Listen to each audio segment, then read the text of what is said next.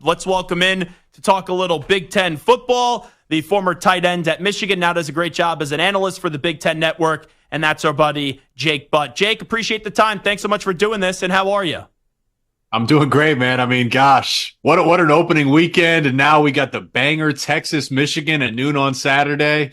No looking back now, man. NFL tonight, we're in the thick of football season. Yeah, I'll get to Texas and your alma mater, Michigan, in just a bit, but I got to start things off with Dylan Raiola. I know it's only one game. You get the comparisons to Mahomes, but there were some throws in that game where I was like, hold on, wait a second. And am I watching the Kansas City Chiefs and Patrick Mahomes? Very impressive performance by Raiola. I'm not ready to call him Patrick Mahomes, but when he stepped up in the pocket and ripped it sidearm, it looked like Pat Mahomes, maybe Matt Stafford. So, look, you can still look at cues, right? Like you can look back to the spring game. We can look back at the headlines throughout camp and say, this guy isn't presenting like a freshman. You know, his uncle was the offensive line coach. His dad played at Nebraska. Like he grew up understanding what's required to be an elite college football player.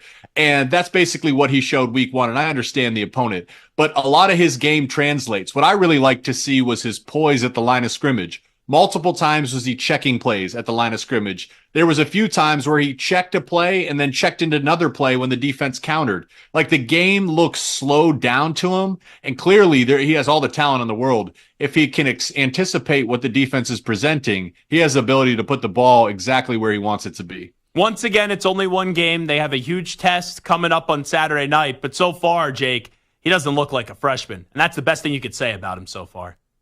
Yeah. And I really in this game, it's about more than just him because, you're playing Shedeur Sanders, who may be the best quarterback in college football right now. He's loaded. And the story last year was the turnovers, which has been the story for Nebraska for forever. They won the battle in the trenches. They had 8 sacks, less than 60 net yards rushing allowed to Colorado. But their offense didn't do them any favors because they gave the ball away 4 times. So for me, this game is won and lost in the trenches. Can Nebraska run the ball and control the clock without giving up turnovers? And can their defensive line get to Shedeur before, he gets the ball out to Travis Hunter? For Nebraska to win, they got to take Colorado into their world. And here's the thing with Colorado, Jake Butt. Everyone talked about, they revamped the offensive line. They improved the offensive line. It's still a bad offensive line, even though you could say it got better from where they were a year ago. Just because you revamp something doesn't mean it's up to par to where an offensive line should be. And we kind of saw that on full display against North Dakota State. It was like, Shedeur, go run around and turn garbage into gold.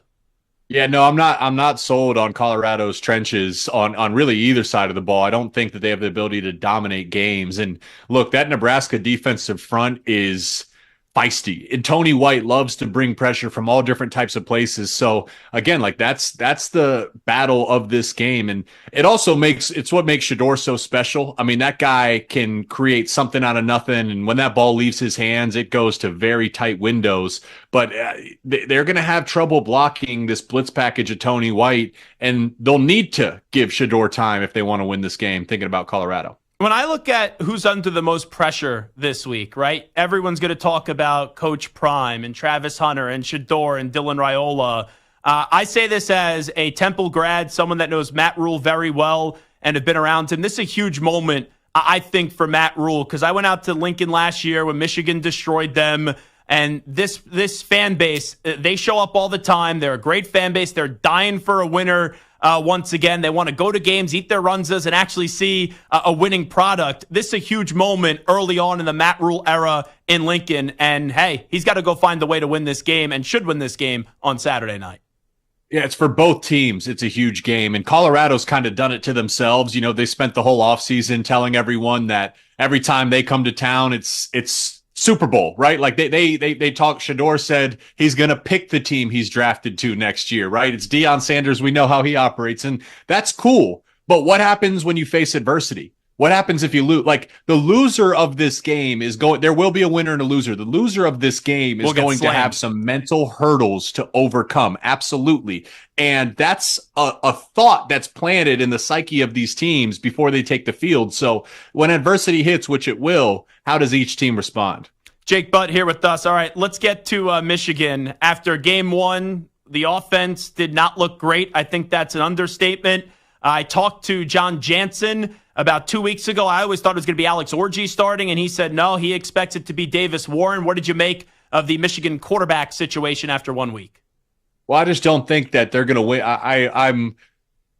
I'm hesitant to be critical of Davis Warren as much as I am about the offensive line, because I understand the winning formula for Michigan starts up front. And, Davis Warren, he's a phenomenal story and a phenomenal kid, but I don't know that he has the raw talent to overcome things around him. So what that means is they got to be able to run the ball. They got to be able to get ahead of the sticks. They got to be able to impose fear into the opponent from their rushing attack, so then they can get into play action and open everything up. So to me, it all starts up front. I actually didn't think he played terrible. I understand the interception, but that's the correct read. The guy was open, Frederick Moore. The ball needs to be up earlier. It needs to be placed a little bit differently. And all of a sudden, instead of having one interception, he has 200 yards and a touchdown. So 2 touchdowns because he hit Colson Loveland. So, little minor details will decide this game this weekend. They don't have the room for error against Texas that they did against Fresno State. And everyone's going to pick against Michigan. Heck, the spread opened up at 4. It's now up to 7.5.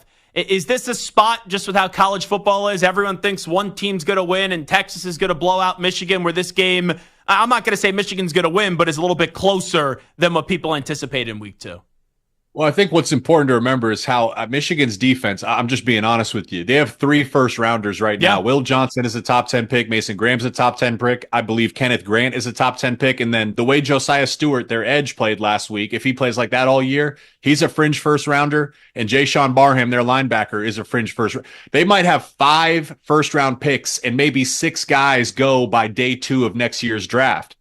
Hard to blow out teams when you're facing that level of defense, right? Like, as say what you want about everything else, it's going to be hard to move the ball against this Michigan defense. So that's the winning formula for Michigan. Really, is can their defense? If Michigan wins, it'll be a low scoring game led by their defensive play. Jake Butt here with us. Let's get to Boise State up against Oregon. Oregon did not look great in week 1 going up against Idaho. They only won the game by 10 points.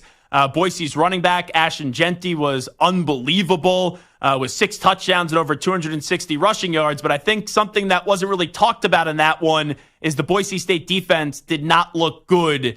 This feels like, even though it's 2 good programs, a good favorable bounce back spot for the Ducks, even though they win, to just kind of show their offense is what people thought it was going to be heading into the season.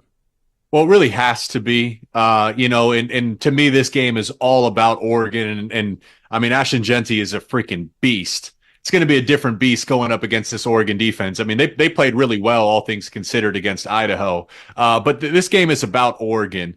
We spent all offseason. They were picked to win the national title by a number of analysts. We talk about the most talented rosters in the Big Ten. It's them in Ohio State. They certainly didn't look like it week 1. And I think what's the bad taste they should have in their mouth is they have a good offensive line. Certainly not as bad as they played last week. They didn't even average 3 yards per carry. You got Dylan Gabriel throwing the ball 49 times. At some point, you have to flex your muscles and impose your will. You're Oregon. You've recruited as well as anyone. You have skill at every single position. To me, this starts up front. They have to be able to run the ball to keep Boise State off the field and control the game a little bit more than what they did last week. I don't like giving Penn State compliments, but after week 1, Jake, my oh my, a new offensive coordinator coming over from Kansas. They just dominated a good team in West Virginia. How authentic of a version do you think that was with what we saw from Penn State in week 1? It was just schematically, like, not to get too deep in the X's and O's, but last year, Penn State, there was nothing explosive about that offense. Like, it was hard to breathe watching them. Everything happened within 10 yards of the line of scrimmage. Nicholas Singleton as a freshman, I think he led the country in runs of 40-plus yards. He's explosive. There was none of that last year. So then they go out and hire Anthony Kotelnicki from Kansas, and what he's specialized in is creating explosive offense through motion and personnel. Well, we saw that immediately week 1 versus West Virginia. All of a sudden, they're pushing the ball down the field. All of a sudden, there's space for Nicholas Singleton to break a tackle and cruise into the end zone for a long run. That's the difference maker here. James Franklin's recruited really well. That roster is talented. They put guys into the NFL as well as anybody, but they needed some like an orchestrator, which I think Kotelnicki is to kind of gel all this talent together. And I'll tell you this, was looking to see who their wide receiver one was going to be. Harrison Wallace, I think he could be really special this year. Let me get to USC. Lincoln Riley needed a win after what happened a year ago. They find a way to pull it out at the end with Miller Moss up against LSU. What do you think USC is capable of this year as they enter their first season in the Big Ten? There's no reason they can't be in that conversation of winning the conference this year. There was not a more impressive win than what USC did against LSU week 1. And, Lincoln Riley caught a ton of flack this offseason. And I just didn't understand it because what we know, we can look back in time, whoever is the quarterback for Lincoln Riley is inserted into that Heisman conversation. And Miller Moss has looked damn good here in his first 2 starts.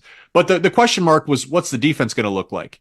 Danton Lynn proved that he has that defense playing completely different than last year. One thing I never saw on tape was USC's front 7 putting guys on their back. That's LSU, and they had linebackers filling holes and defensive linemen winning with physicality. They looked like a Big Ten defense, and I think that's the most encouraging part because I know Lincoln Riley is going to be able to put up points on offense. Let me get one last thought in here with Jake Butt. Ohio State, the first 4 games of the season, they beat Akron. They have Western Michigan, Marshall, Michigan State. October, it picks up, though, in intensity with Iowa, Oregon, Nebraska, and then early November with Penn State. We all know the big game at the end of the year. What do you feel about Ohio State this year as it's championship or bust for them? So I'm calling their game this weekend. So I've watched their game versus Akron, and I know some are more critical than others, and certainly it wasn't a perfect game. But what can't be denied, that roster is freaking loaded, man. They have some thoroughbred horses outside. I mean, Jeremiah Smith, he'd be a first-round pick next year. He looks like a copy of Marvin Harrison Jr., and he's a true freshman. They got 2 backs, the best backfield in college football. We forget Emeka Egbuka is a first-round pick when he's at his best, and he's now the wide receiver. The defense is loaded and playing angry, and they were able to force turnovers. And I get it, it's Akron, but you could still see these subtle clues on tape that this team has progressed. One underrated piece of this, Ryan Day was calling plays. He sacrificed his play calling duty to Chip Kelly. That allows him to zoom out a little bit. That allows him to coach the whole team, start to think about clock management, situations, going forward on 4th down. That showed up in that game against Akron and will continue to show up down the stretch of the season. As good as they were last year, I think they're even better this year. He's a great Big Ten Network analyst. Will be on the call for Ohio State against Western Michigan this Saturday on the Big Ten Network. He, of course, is Jake Butt. Jake, appreciate it as always. Thank you. Anytime. Yep. Take care.